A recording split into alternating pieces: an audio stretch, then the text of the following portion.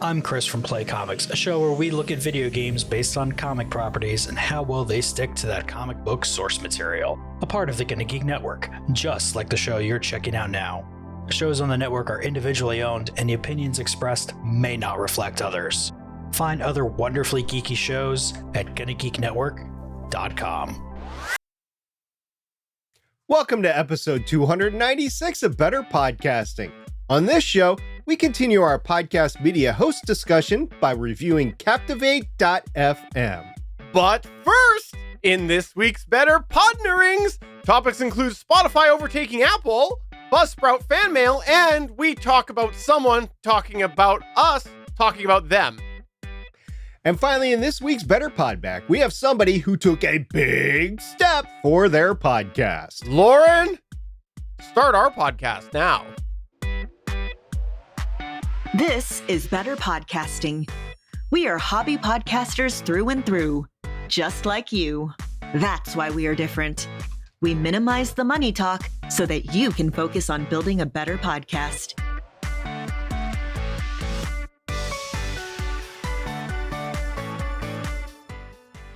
This is episode 296 of Better Podcasting. I am Steven, and I am pleased to say SP is here this week. This week I'm here. Yay! This is fun. We get to talk about a whole bunch of stuff with podcasting. I'm really looking forward to this episode. We got a great review later on, and we're going to start off with some news. But Steven, I just wanted to start off by saying you're looking a little red. You get a little sun? You out in the yard doing some work there? I wish. I've been dealing with a back issue for a while. I haven't even properly mowed my lawn yet. I can't wait to be out there mowing my lawn, getting to enjoy some of those rays, and maybe even podcasting out in the sun. Maybe I should do that this year. Maybe, you do have a couple of built-in chore doers in your house. So maybe you might want to think about, explaining a little bit of the power situation to your sons. So what you're saying is I need to have them do their chores, which will be editing the podcast, so I can be out in the yard taking in the rays. Is that what you're saying? You can do either way. You can have them mow the lawn. You can have them edit your podcast. I guess editing the podcast would be kind of cool. That way you get some exercise in, maybe fix your back. Plus, it would probably be a better job of editing than me. Yeah, they'd care a little bit more. Ooh, Dad's going to get mad unless we do this right. I actually have an interesting story that came up the other day with podcast gear and my son. Actually, what happened the other day was I was letting him use the gaming machine here that I had mentioned, a little while ago that he's been enjoying, taking some of the awesomeness in that is PC gaming. And so he was using that. And so what I did was I actually hooked up the microphone, hooked up the mixer to there so that he could play Fortnite and chat to his friends through the podcast gear. But I did that, set him up, really quickly set him up, and then I had to run out and do an errand. And then I get a call about 10 minutes later as I'm driving. Nobody can hear me. And then I realized, oh no, I didn't turn the DBX 286S on. It might be muted on the Rodecaster Pro. So I'm sitting there trying to walk him through how to do both of these things. And he did it. He got there. Nice. And so then he was able to talk to his friends. But I was just like, oh, I forgot the most obvious steps. So, I guess, what would you call that? He's not a baby, but baby's first mixer mess up? I don't know. How he saved his live stream? Yeah, that works too. Why not? Game thing or whatever. Oh, by the way, talking about mixers, I sold my mixer. You know that Mackie 16-channel mixer that I had? Yeah. Sold it. And somebody actually bought it. Well, that's awesome. Did you make sure to sign it before you gave it away so that it had increased value? I did not sign it, but the man who bought it was a tattoo artist. Oh. And he owns a tattoo artist studio, and he's also in a band. So he said, I'm going to use it for a band. I said, oh, okay. Well, I used it for a podcast. He's like, oh, really? I'm going to also use it for a podcast. And I was like, okay, what's your podcast idea? And he said, my tattoo parlor is haunted. And I'm going to have the people that used to work for me, and they were longtime workers. They got a bunch of stories. They said they wanted to come on and tell their stories on a podcast. So he's actually going to use it to podcast. That's very cool. I want to A, listen to the podcast when that happens, and B, I don't have any tattoos, but now I feel like getting one. What would you get? Like a Mackie tattoo, a road tattoo? What kind of tattoo you gonna get? I'd get both of those, and then I would cross them out to show my very much disappointment in their products over the last year or two. I know a tattoo removal guy. Let's get to the Better Podnerings.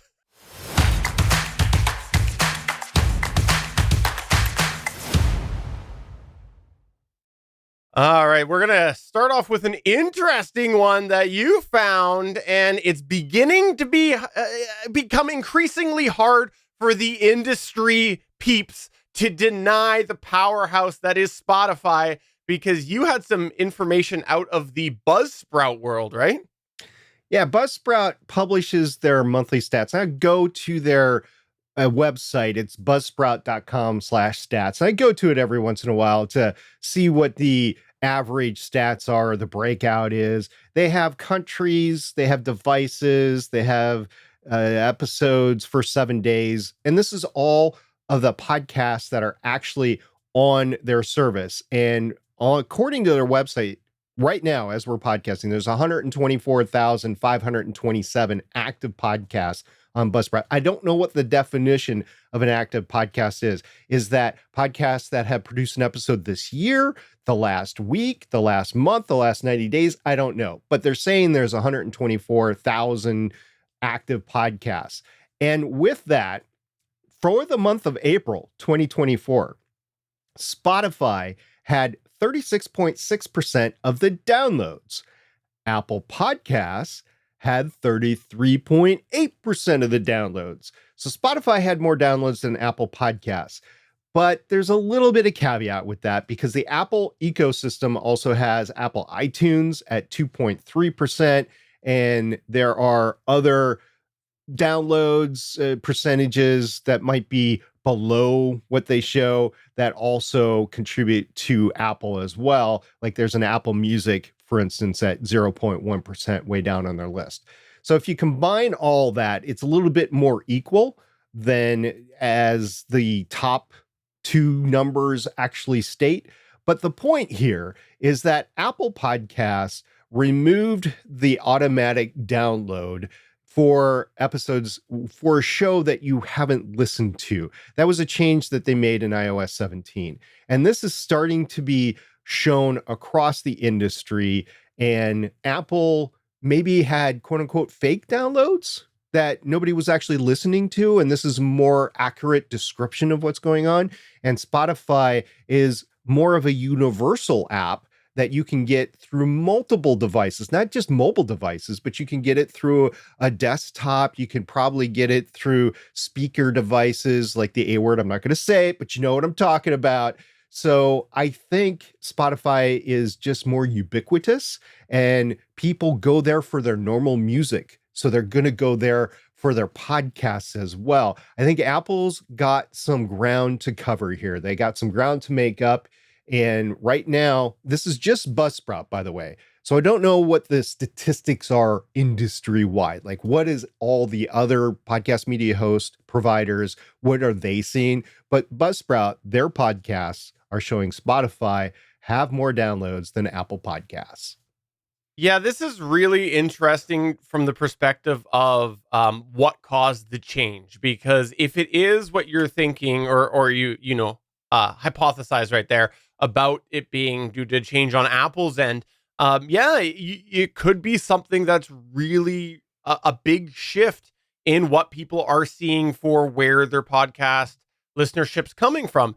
One of the things that I've always struggled to figure out is it seemed anecdotally like a lot of the people that I knew in the Apple universe, the iPhone universe, still use Spotify for their music listening. So, it always seemed like that would be a natural place they would go for their podcasts. And so if that has been a case where there's been something, inflating metrics, this could end up being that, okay, yeah, you know what? Spotify, a lot of people are using it. And maybe there's a carve out of people who are more likely to be using Apple Podcasts. Maybe they're, longtime podcast listeners because that's, what used to only be around. And then, maybe hypothetically more new listeners could be on Spotify. I'm not saying that's the case. I'm just saying, we could start to see maybe some differentiation in the trends of where people are listening. And that could also potentially be something you could use to market your podcast or know who you're talking to. So I think there's a lot of potential fallout from this if this is an indication that something has changed on the Apple side of things. And that is a big if. We still have to wait and see. There is some corroboration to what you just said, because if you look at the devices stats on their website, again, this is for April 2024, the Apple iPhone has 61.9% of the downloads. So if you're only going to get 33.8% to Apple Podcasts, obviously the people that are listening to podcasts on the Apple iPhone are listening through other apps as well. For instance, Spotify. And I can definitely see that. If it doesn't matter what device you're on, it goes back to what I said. I think it's more ubiquitous. So if you're listening to a podcast on your phone, you can listen to it on your computer, you can listen to it on whatever device you have. Also, there's a couple other points that I want to make. First of all, Apple is still a major player, right? They're at least a third of Buzzsprout's market, and they're probably close to half of the market that's out there outside of Buzzsprout. Buzzsprout has typically been a little bit lower for Apple Podcasts, and a little bit higher for Spotify than other stats that I've seen throughout the industry. So it's still a major player. You still have to consider the Apple ecosystem as you are creating your podcast. And then the other thing is, because Spotify is growing, is this going to lead to changes in the RSS namespace? Are we going to see more players? I mean, you've mentioned this years ago, is Apple Podcasts, why are they driving the train? And in the past, I was easily able to say, well, there's 60, 70% of the downloads. Not so much anymore. So there's other entities that come in like Spotify, and they have their own RSS tags and their own viewpoint on everything, including their closed ecosystem. So I don't know what this is going to be long term, but it could lead to other people wedging in, like Podcasting 2.0 or Spotify, for instance, namespace changes to the RSS, which is going to mean, as you're producing your podcast, you're going to be having to choose some fields differently depending on where it's actually going to go. Since we were talking about Buzzsprout, there's a new feature that you came across on Buzzsprout that what you thought was worth a mention, and I was so excited to see this. A text your show link is now possible through Buzzsprout, right? Yeah, they've been fooling around with it on Buzzcast earlier on in the year. They actually went to some sort of third-party service. I forget the name of it right now. And they were paying a lot per month to enable a text number that you could text, and then that result would go to the show. Well, they've opened it up to everybody. I don't know if they've created their own service or they have a deal through the service that they were using. It's called Fan Mail. And if you host on Buzzsprout, and the reason I was looking into this, by the way, is we've reviewed Buzzsprout. And as I said, I am going to be looking at all of the media host providers that we've already reviewed for any changes, and if those changes are going to modify our review, our summary, our conclusion of that review. And so this one came up, and you can enable it, and it goes in your show notes. And as you're listening to a show, you can, or afterwards, you can click it, and then you can send a quick text message back and forth. Now, according to what I heard on Buzzcast, it's only the last 4 digits of your phone number are given to the actual podcast itself. And I don't think that it's a central number, so I don't think you're giving your number away to your audience, but it's totally anonymous. So there's good parts about that and bad parts about that. The good part is you're not giving away any personal information either way. The bad part about it is you can get spammed, or you could get somebody out there that you just don't know who they are. It could be somebody important. It could be a 5th grader in school. You just don't know. And not to say a 5th grader isn't important, but I mean, you're getting what I'm saying here. And you have to treat everybody very carefully. You can't, there's no reply to the text either. It's just one way. So if you reply, it has to be through your show, through your social media, through a blog post, that sort of thing. So it's kind of like a review on Apple Podcasts in that way. And that is a limitation of the system, but you're protecting your privacy. So, okay.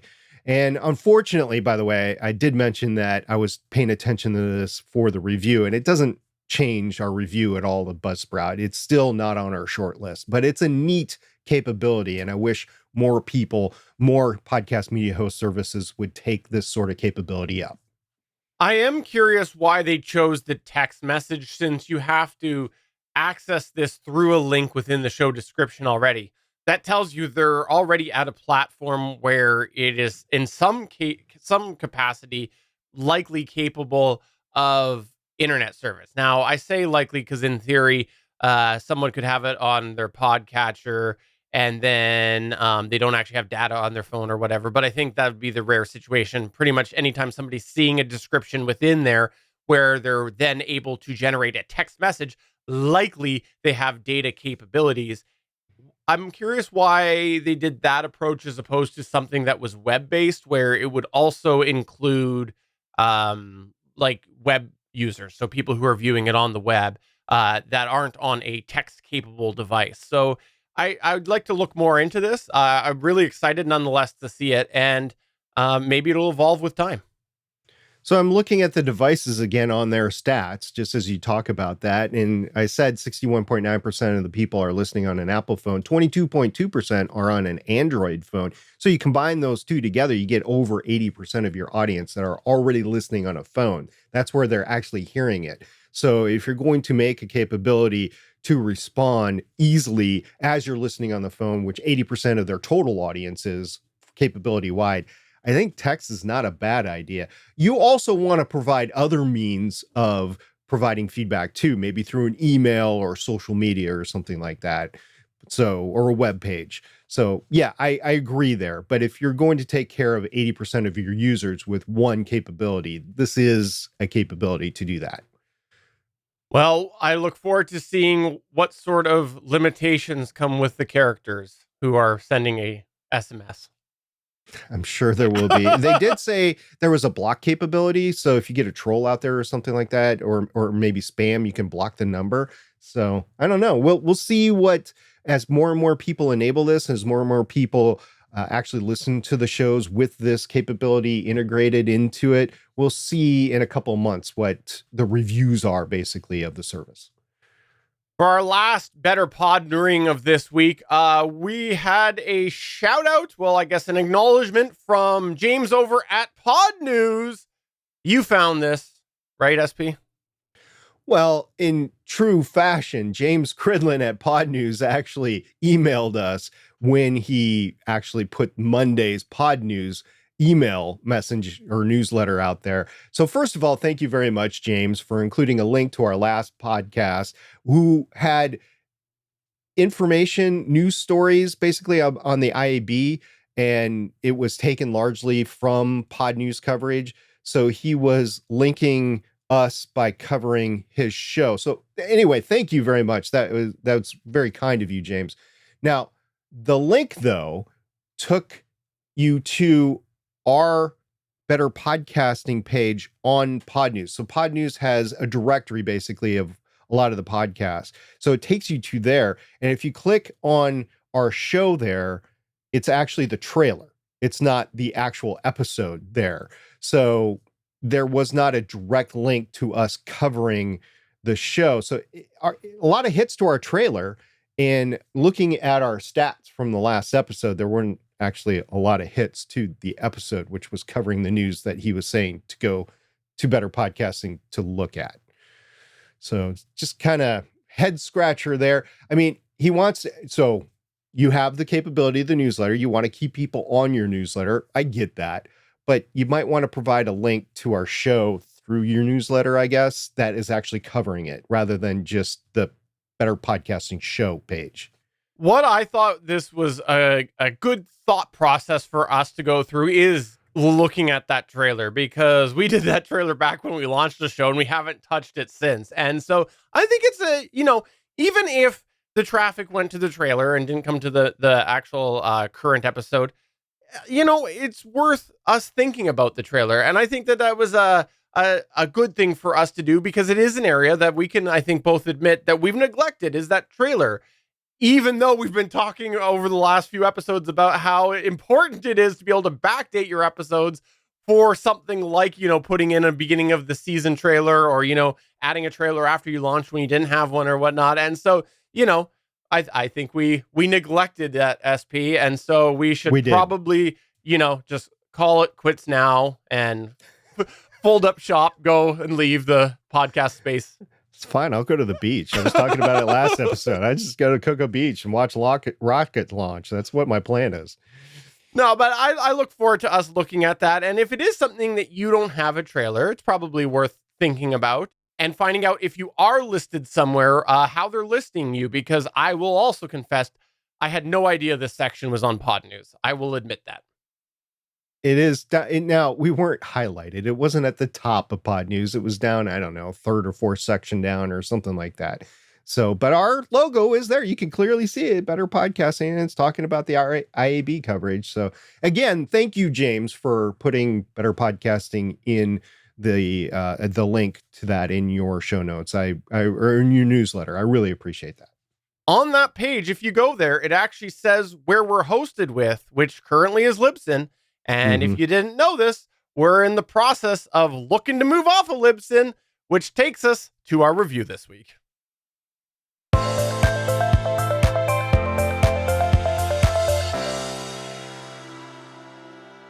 This episode, we're going to fascinate, charm, and beguile you by reviewing the podcast media host service Captivate.fm. Now, according to online information about the company, Captivate was founded in 2018 by Mark Asquith and Kieran McKiffery in London after a 5-year ramp-up with hosting podcasts, Captivate's precursor, podcast websites endeavor, and some public speeches. So it was a buildup. Captivate was purchased by Global in December 2021 after undergoing a 2.0 refresh, and the company has continued to evolve since, including a large increase in download limits for all pricing tiers in 2022, responding to the market demands. To date, before our research for this episode, neither of us had any firsthand experience using Captivate.fm with hosting our podcasts. But in full disclosure, we have been offered an inside look by a listener of Better Podcasting.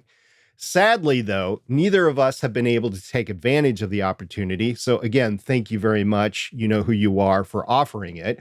But we have had at least one user on the Discord server talk about it.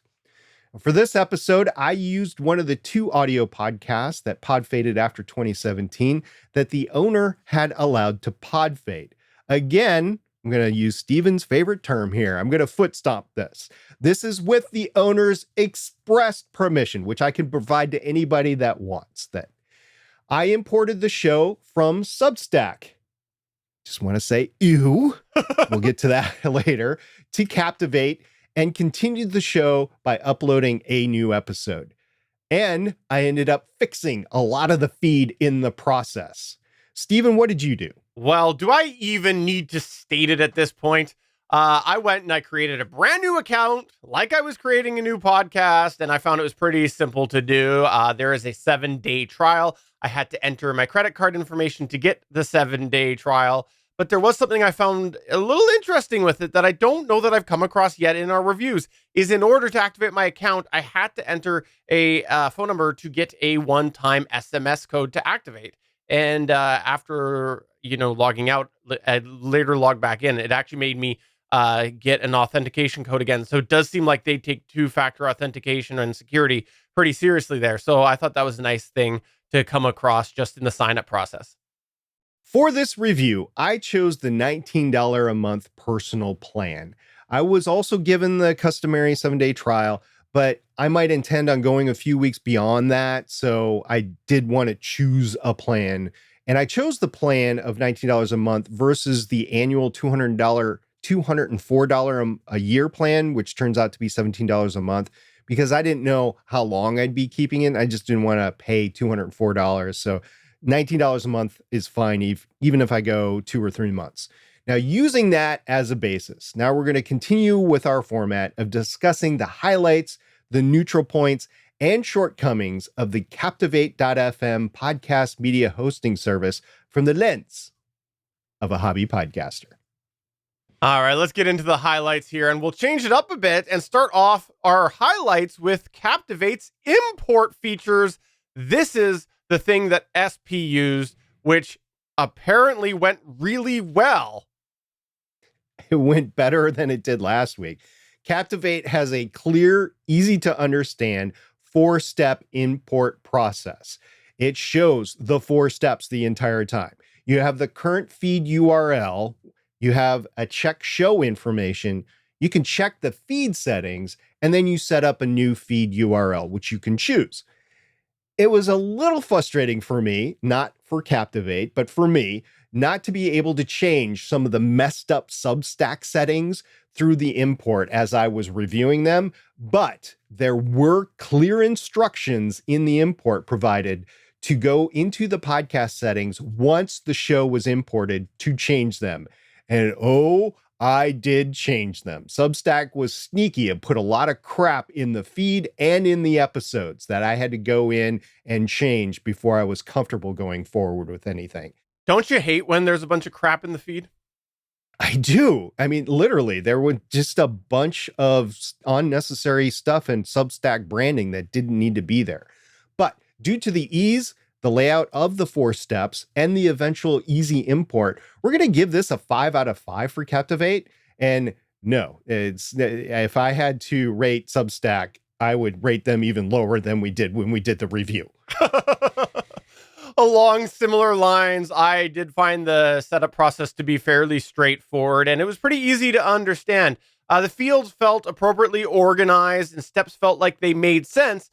There is an additional mention that I had, which is that I think it warrants its own plus that when you create an account, there's a welcome video right there at the beginning welcoming you to the service. Now, there's not a lot of details in that video, but I did find that that was a nice, friendly welcoming after I created the account. And it's not something that I think we've seen to date. And if we did, I definitely missed it. But here, I thought that was a nice little welcome message.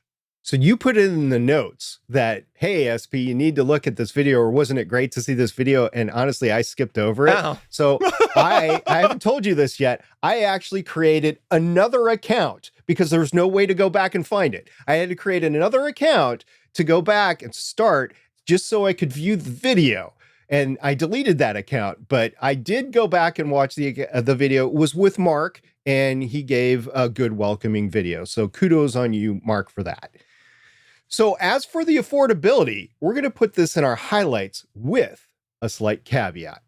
It does feel like it's on the slightly high side of the feed for hobby podcasters at $19 a month. We've mentioned it before with a couple of the other podcast media host services. However, you do get a lot for what you pay for, which helps tip that scale to the positive side instead of just being in the neutral zone. You get features such as unlimited podcasts, unlimited episodes, and a bunch of other features we'll get into shortly. So with that said, Captivate is yet another thorn in Steven's side. And why is that? Well, they're just like so many of those other media host thorns that are already in my side that we've discussed, where the jump between the standard base price point and going up to the next one is massive. There's a steep curve there at the base one that we're talking about that we think most hobby podcasters would use. Just to recap, it's $19 US per month if you're on the monthly. It then jumps up to $49 for the next one there. Like, that is a huge jump if that is something that you need extra features in there. So I just think that's worth acknowledging there. But overall, yeah, the affordability is there given the feature set that you get. If there's anything that we would recommend to Captivate for improvement in this area, it might be a tiered download increase at a level in between the personal and professional. But with that said, all in all, we're going to give this a 4, not really due to the price, but due to the unlimited podcasts or RSS feeds and the massive amount of features included on the personal plan, many of which we've seen other media hosts require a higher tier to get. Now, the analytics all seem to be there. There's total numbers, total number per episode. You can adjust the date ranges to go back as far as you can, like in an accordion. There are locations of listeners by country. And as a little bug in my side here, would by city be too tough, especially in the most listened to countries like the United States, UK, Canada, Australia? But aside from that, at least you get the country information. There are a couple of places that they could improve, but they're fairly low level. First, Steven, you kind of missed some of the graphs right off the top, didn't you? Yeah, I have to say that on the analytics page, there's a lot of white space. I started to scroll down, saw some white space below some of the graphs, and then I was like, wait a minute, why is the scroll bar a little longer? And so then I went and I continued scrolling and then found it. So, part of that's me just not scrolling enough, but the white space seemed to be a little excessive on some pages. And then the second thing was, as I went through some of the analytics, I found that the pages and graphs sometimes take a little bit to load when you first click the page, and then it seems like it's cache. But overall, the analytics, what is offered, they are there, so they do get a pass from us for this review. As mentioned a little while ago, you do get unlimited RSS feeds per account. This is going to be a huge uplift to an individual long-term podcaster like myself or Steven, and especially for other hobby podcasters who might be trying to find what they really want to do. You know, the type of podcaster who has an idea, gets a podcast all but launched, but then moves on to another idea that they think is more pressing. Or maybe one that wants to try a few different ideas before landing on their long-term cast. But with that said, this unlimited podcast is caveated by another criteria that we're going to discuss later, but it is still unlimited RSS feeds. Not full moose size asterisks on that, but baby moose size asterisks. What is a baby moose called? Is it called like a calf or something like that? I have no idea. Moving on. You're Canadian. You should know this. Let's talk about the mobile interface, because the mobile interface did seem fine for us. In fact, in looking at the experience on the desktop, which we'll come back to, compared to the mobile web experience, it did feel like it worked better on the mobile experience. We think that this might be a bit of a trend that's emerging now that we've seen this happen on several media hosts. I think maybe a lot of these are just looking to either future-proof, or maybe it's that they don't want to code two different websites, so it makes sense that they incorporate the mobile into the experience as well. But we will come back to the whole dashboard experience in a little bit. But just speaking of mobile perspective, it is functional, even with the ability to add new episodes in there. So if you are someone trying to do this on mobile, you're set. And if you're somebody looking for Podcast 2.0, we're pleased to report that yet again, we have an overall winner, because in the Podcasting 2.0 support, there is the option to have it all enabled by toggles for RSS enhancements in the podcast settings over on Captivate. There's a bunch of tags that they list supported. Episode, season, GUID, locked, funding, license, medium, TXT, value, and that's the value for value tag for you out there, and location. Those are all Podcast 2.0 support settings. Now, overall, the support is okay with the ability to turn it on yourself. You don't have to go to Captivate and say, hey, I want to enable Podcasting 2.0. But is this the best way to add Podcasting 2.0 fields to your show by all these toggles? I'm legitimately asking this question to everyone, especially those that already host on Captivate. It seems like an excessive amount of toggling in the RSS enhancements menu selections, but maybe this is the best option because there is so much variability in the Podcast 2.0 namespace. Now, if you've been listening to Better Podcasting for a while, you know that I am just one bad joke away from being kicked off of this podcast. And when that happens, you know SP is going to have to go and invite somebody new to his podcast. Well, if he was using Captivate, he'd be all set because Captivate does provide unlimited team access to the podcast. So SP did send me an invite to check out his podcast, and that's included in the base plan. So circling back to that affordability thing that we mentioned before, this unlimited team access does add to that overall package that you're getting for $19 a month. That is something that if you are actually, jokes aside, in a situation like we are with Better Podcasting and you're collaborating, that could be a very helpful feature for you. Or even on Legends of S.H.I.E.L.D., if Chris over there, Waffles, wanted to help produce the show, I could give him access to it and he could do it over there as well.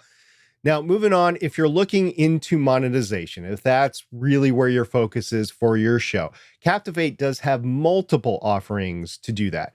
Captivate offers audio monetization and integration. It's called AMIE, and also Global's DAX capability.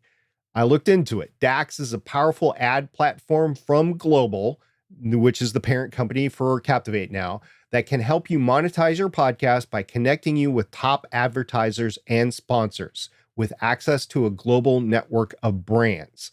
Now, in the actual website that you're creating your episode, there are global options for pre-roll and post-roll ads. The global means it will go on all your shows. In the specific episode, there is an option for mid-roll content. So mid-roll is specific to the episode. The pre-roll and post-roll appear to be universal and global to all of your episodes. Additionally, there's a paid membership option. And there's also, as we discussed before, that value for value podcasting 2.0 available as well. Also, Captivate offers season selections for your show, and after a few weeks of reporting elsewise on other services, we can report that Captivate does allow you to revert a post back to draft. We both gave that a shot and it worked, and Captivate does allow you to backdate a post with some of the best date selection that SP has seen. He just was fascinated with this date selector. In fact, I think he's going to do a whole podcast dedicated to the date selector drop down over on Captivate.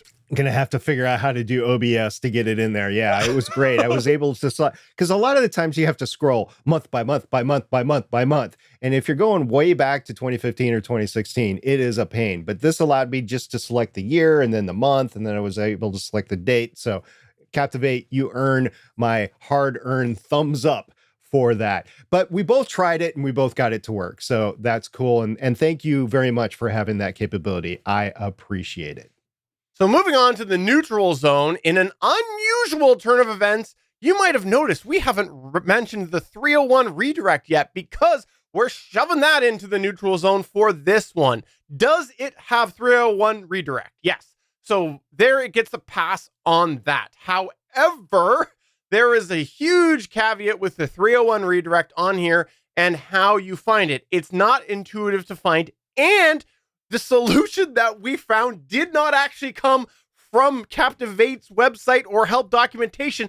It came from somewhere else. I couldn't believe this. I was trying to find it. You found it before I did, and I couldn't believe how you found that, SP. There was no help article for this on Captivate. There used to be a link, but it goes to a 404. It's not there anymore. I don't know what happened to it. I actually searched on Google and several options came available. But first, before we get there, here's how you do it. You go to the podcast settings.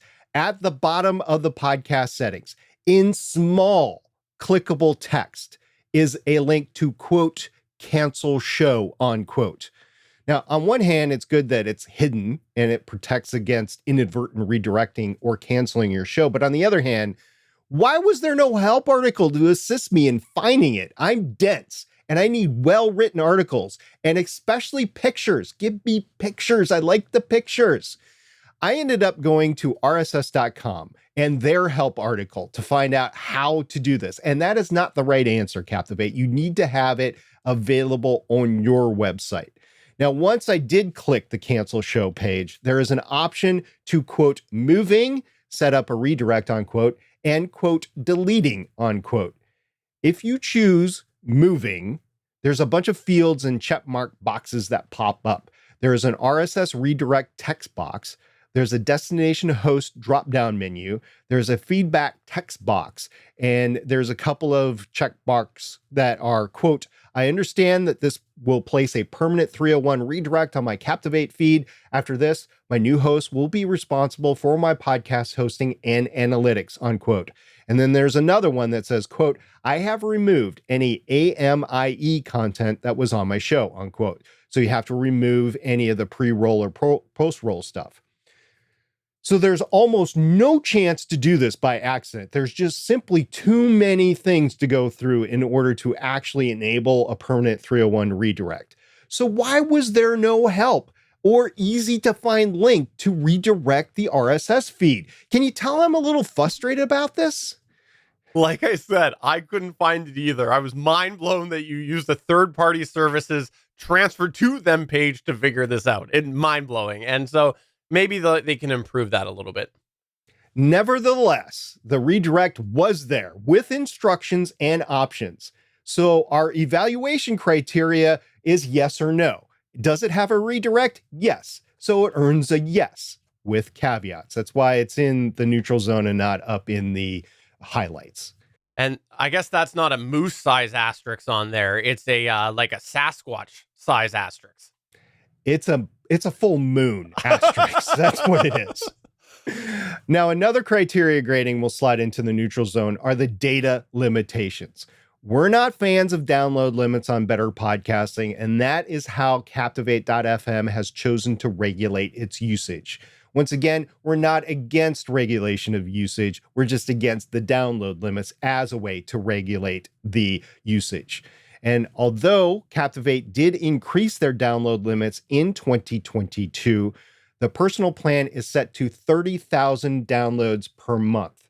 While this is better than the 20,000 downloads per month that we have seen with Transistor, or the roughly 10,000 downloads per month that we calculated with RSS.com for our show, 30,000 downloads per month is still limiting. Now, I'm going to review the context that we gave during the Transistor review, just so you have an idea of how this would affect your average hobby podcaster. I'm going to put it in a context. If you have two shows at roughly 2,000, just a little bit more than 2,000 downloads per episode, and you give one episode per week, it would be in a 5-week month, just over 20,000 downloads. So you're going to breach that Transistor download limit, but you might be within the Captivate download limit.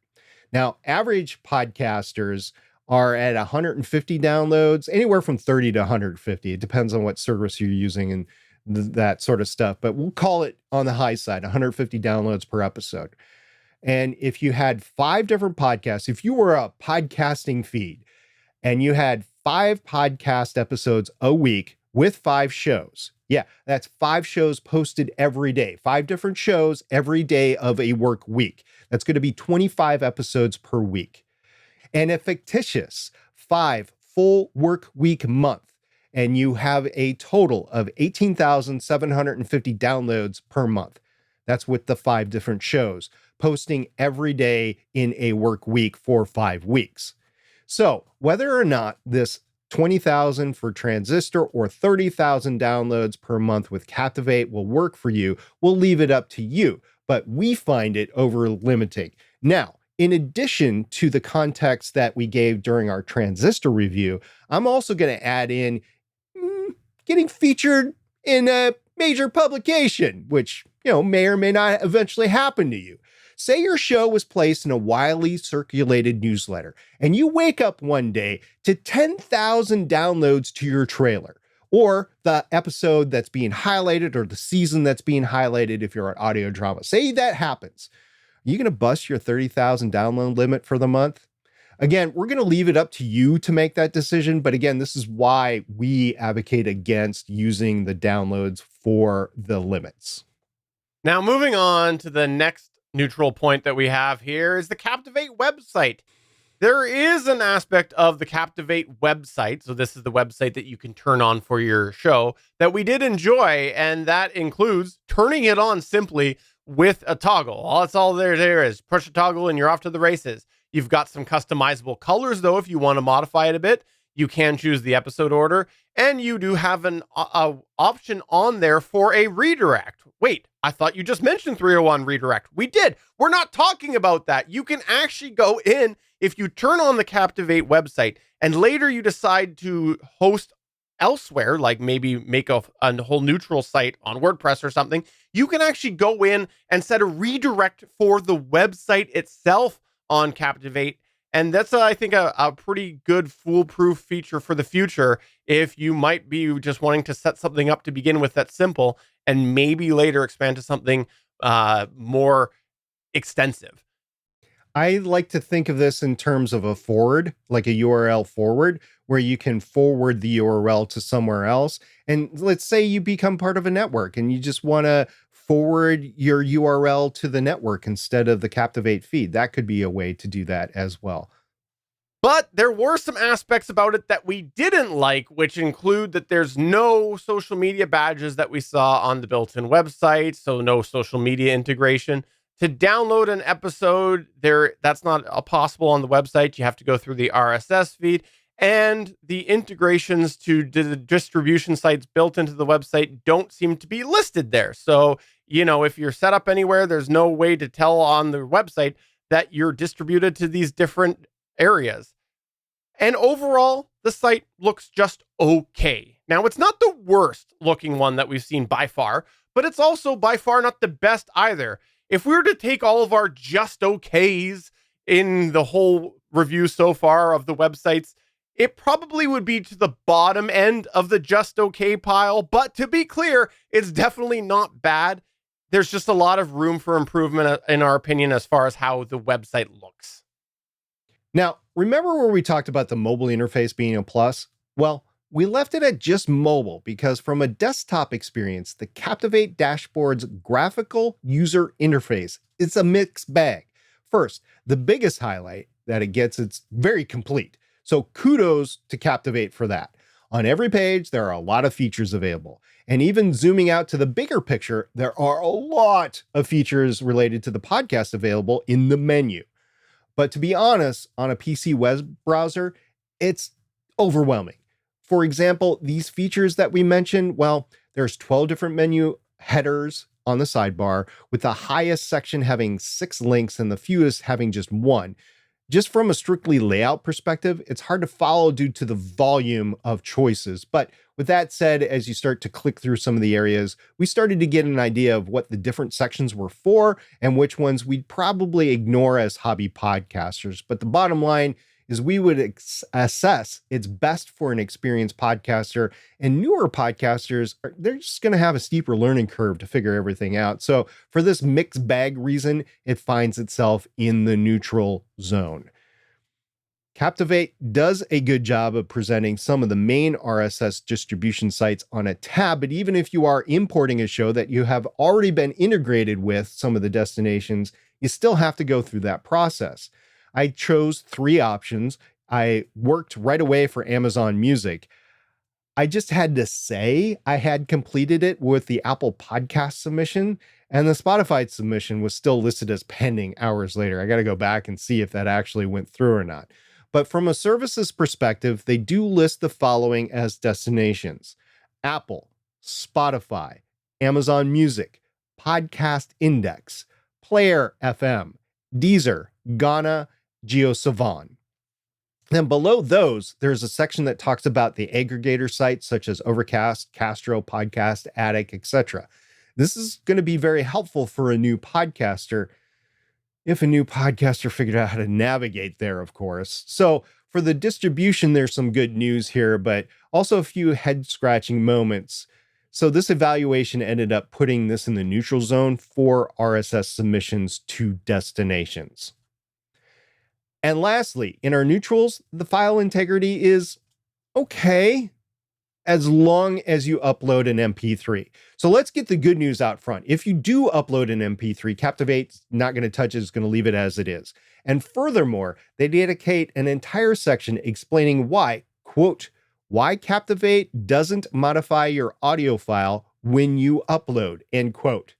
Well, that's applicable if you upload an MP3. Because also on that page, they say, quote, where we will modify your file is if it's an M4A or MP4 format. We automatically convert that to MP3 for you, unquote.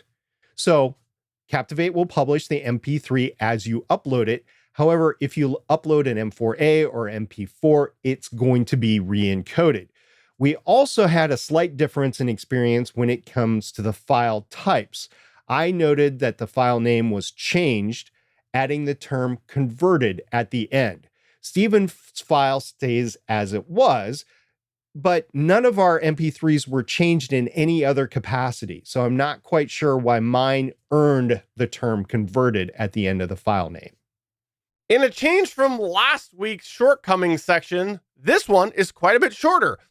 The first criteria of note in our Shortcomings section is that Captivate does not offer an all-in-one solution. However, there is a Descript integration as you publish a new episode, but there's not built-in recording or editing. We've already noted it before, but there is a separate criteria for social media account integration. There is no social media integration on Captivate that we found, not even on the websites. There is an ability to post to the Facebook, X, and LinkedIn via the website, but it simply opens up your account and populates a post with a link back to the episode. Any social media offerings feel very disconnected from the service and more of an afterthought. Now, as far as video goes, Captivate does not support video other than the ability to upload an MP4 and have it re-encoded as an MP3. And along similar lines to the file types discussion, there was no information that we could find to do with ID3 tag management. It does seem clear to us that there's not any ID3 tag management, though, because there was no checking of ID3 tags when I uploaded an empty MP3, and nothing came out on the other side either. There's no documentation that we could find to do with ID3 tags, so it seems like it's just a missing feature. Lastly, while this isn't a huge shortcoming, it's probably of note. While we can't give any measurable statistics without having to dig in deep into our past notes, it did feel like there were a few things through this week where we couldn't find specific details, such as the file type information, which we couldn't find any information of, and the 301 redirect, or trying to locate some of the details took just a little bit of hunting. And just a little theory we have, there's a lot of functionality available on Captivate, so this might be a case of things just getting lost in the cracks as capabilities are added to the Captivate functionality. In summary, Captivate has a lot of offerings for the price point that it is. The shortcomings that it does have that we've identified are not outright showstoppers for us. Captivate feels like it's trying to offer something for everyone, and they feel like they're keeping their ear to the ground of what features people might be looking for, as supported by the fact that there's Podcasting 2.0 support already. However, this lack of focus does leave a potentially very confused experience for some newer podcasters or some podcasters maybe that don't know the history of podcasting. But Captivate does deserve credit, though, for wanting to try to fill the needs of many different types of podcasters. But they may be at the point where they should consider some form of different way to toggle some of these features off or make a more streamlined experience for newer podcasters who could focus on the core features without getting overwhelmed and then explore some of those more advanced features, because there is a lot on every page. Now, is Captivate.fm on our short list? Let's go back to the reason why we're doing this season of Better Podcasting. We are going to move Better Podcasting off of Libsyn in 2024. And we've expressed before that data limitations are a potential showstopper for us. But Captivate has a ton to offer, and they do handle file integrity as we like to see it. So we're going to leave them on our short list. Admittedly, it's going to be towards the bottom, because here's the thing. Captivate could work for Better Podcasting, but we both have multiple shows. So when it comes to deciding, we'll be looking at our entire podcast portfolio, not just at Better Podcasting. But because of all the features that Captivate offers, including the sharing aspect on the bottom, it's going to stay on the bottom tier. It's going to stay there for now. So to summarize, our current short list is Podbean, Pinecast, Spotify for Podcasters, Red Circle, and Captivate. We've discounted several others so far, but those are the 5 podcast media hosting service that we have right now on our short list. And we do have several more that we're going to be reviewing in the coming weeks. This is where we here at Better Podcasting turn the show over to you as we run through some of your feedback. We call this segment Better Podback. Last week, we talked about a change with the IAB guidelines. I think it was version 2.2. And in there, they made the decision that they were going to specifically put out that people who weren't officially certified in the guidelines couldn't say that they were IAB compliant. So basically, they said that if you're not going to follow our guidelines, you're not allowed to follow our guidelines, is basically what they said. And so I don't know if this doesn't make any sense, but they put a rule in there trying to discourage the whole idea of people calling themselves IAB compliant. And Damien the DM came to our Discord and said, quote, "Our stats follow the guidelines outlined by the IAB," end quote. And I 100% know what he's meaning. He's saying that people are just going to use another phrase. And I agree with him. I think this is something that people are just going to get creative with it, because the bottom line, and what I was alluding to with that jumble of words, is that people are not certifying with the IAB who are using the term IAB compliant. So are they really going to care about this disclaimer? Yes. It means that they are falsely stating something, because they can't say they're IAB 2.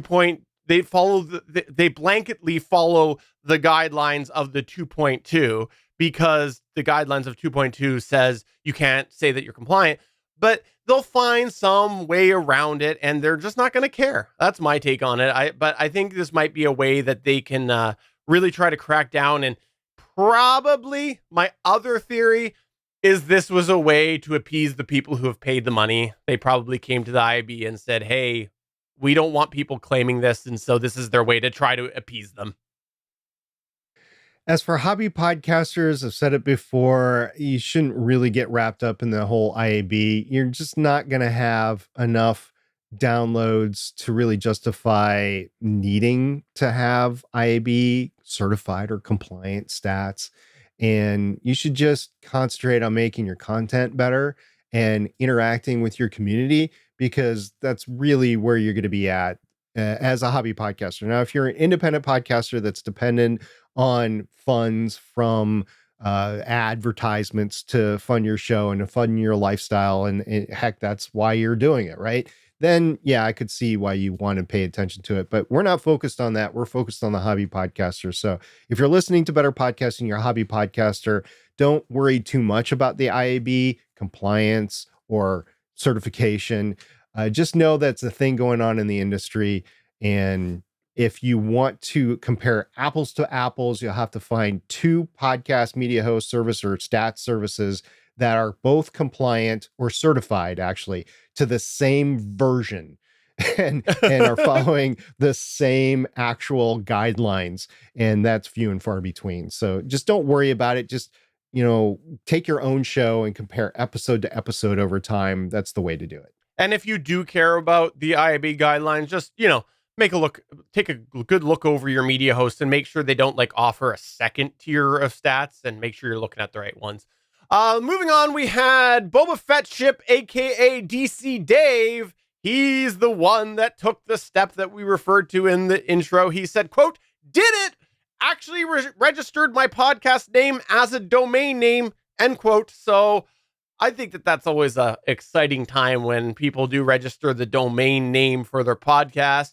When you register the domain name, make sure you're registering something that is going to be easy for you to verbally say, and then people can understand what it is and type it in. Because, let's say you've got numbers in your podcast and name, and you put that into the domain. Are people going to think you use the numbers, or do you actually spell it out? So just keep that in mind when you're doing your domain. Think about what people are going to hear and what they're going to type. I have a question. So he said he registered my podcast name as his domain name. So I'm wondering, did he choose mypodcastname.com, mypodcastname.net? Did he choose mypodcastname.ca, which would be kind of funny because I think pretty sure he lives in the United States. So I'm just wondering, which version of the My Podcast name did you go with? And how did you get my podcast name without paying thousands of dollars? Fun fact. Only Canadian entities or people are allowed to register .ca, and they will occasionally check that. You don't know. His wife could be Canadian. Very valid. Very valid. I stand corrected. Well, sit corrected.